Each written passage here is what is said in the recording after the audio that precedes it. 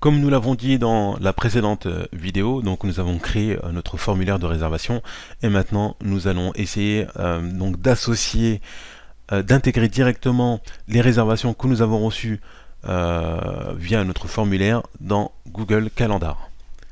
Alors, on y va. Donc là, je suis sur la page, sur le tableau de bord avec donc la liste de tous les formulaires. C'est celui-ci, ce formulaire qui m'intéresse. Je fais modifier le formulaire.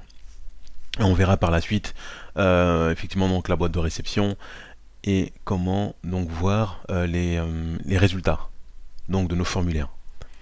Hop, donc je clique sur modifier le formulaire. Donc là on retrouve bien notre formulaire donc avec tous les champs. Et là maintenant, jusqu'à présent, donc on avait regardé ajouter un élément, la partie donc des thèmes, les paramètres des champs, et là maintenant nous allons aller dans paramètres. Hop, dans paramètres, nous allons directement dans intégration. Donc intégration, et là je vais chercher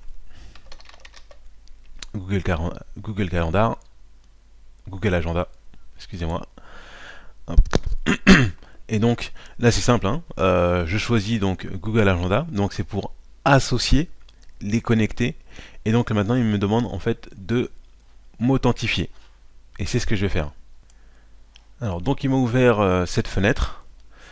Donc pour me connecter à mon compte Google, donc bien entendu si je souhaite me connecter avec Google Agenda, c'est que je dois avoir un compte Google, donc un compte Gmail soit personnel soit professionnel. Et dans mon cas, j'ai un compte effectivement donc un compte business avec Google, mais on peut avoir un compte personnel. Donc je clique juste sur mon compte. Voilà, il me demande est-ce que j'autorise et je dis oui.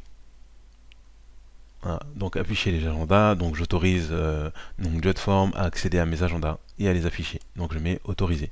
La connexion donc est bien faite. Et donc là c'est la confirmation et je mets autoriser. Et voilà. Donc là maintenant Jotform est bien connecté avec Google Agenda. Là il me demande de choisir donc mon calendrier, donc mon adresse mail c'est bien contact@ebragroup. Donc le titre, et donc pour le titre, alors là on doit faire effectivement une petite modification, parce que pour ajouter un événement, donc là ce qu'on va faire c'est ajouter en fait un événement à Google Calendar. Pour ajouter un événement on doit avoir certaines informations, donc la date et l'heure. Lorsque j'ai construit mon formulaire, je ne l'ai pas fait forcément de la meilleure manière pour l'intégrer, donc je reviens, j'étais dans paramètres, je vais dans construire. Ici vous avez vu on avait juste une date et dans un autre champ on avait l'heure. Là ce que je vais faire, je vais changer, je clique sur la date, je vais modifier les paramètres. Et maintenant, je vais intégrer la notion. Ouais, je vais intégrer donc la notion en fait de l'heure directement. Donc j'étais dans général, je vais dans l'heure, j'ai cliqué champ heure.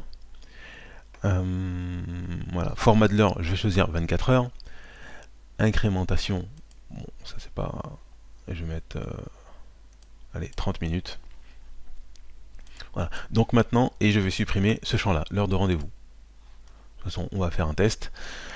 Donc là, l'idée, c'est de se dire que maintenant, lorsque je fais ma réservation, dans le même champ, j'ai la date et je choisis aussi mon heure et la minute. Je repars dans les paramètres, intégration, je retourne dans hop, agenda. Voilà, donc il me l'a bien sauvegardé. Je vais mettre un titre. Donc là, je vais mettre mes réservations.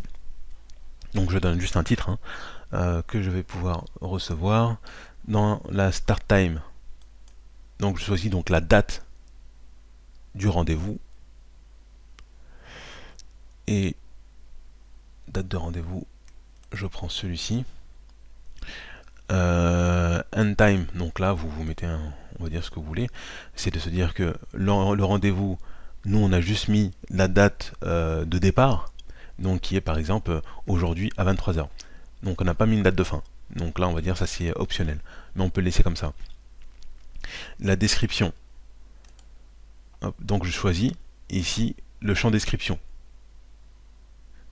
Et c'est donc les informations en fait complémentaires.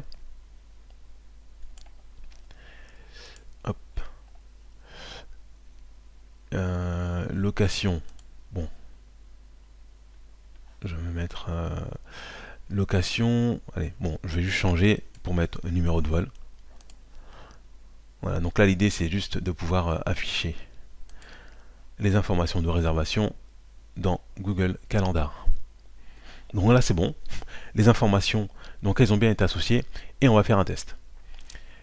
Hop, donc là je repars dans mon formulaire, et je fais aperçu du formulaire, et je vais ajouter donc des informations. Alex, donc là c'est pas un champ obligatoire, je vais pas forcément donc le mettre. Contact @ibradgroup donc .com.